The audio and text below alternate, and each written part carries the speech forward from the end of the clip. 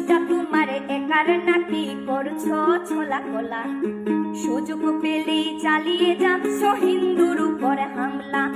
দেশটা তোমার একার নাকি করছো ছোলা কোলা সুযোগ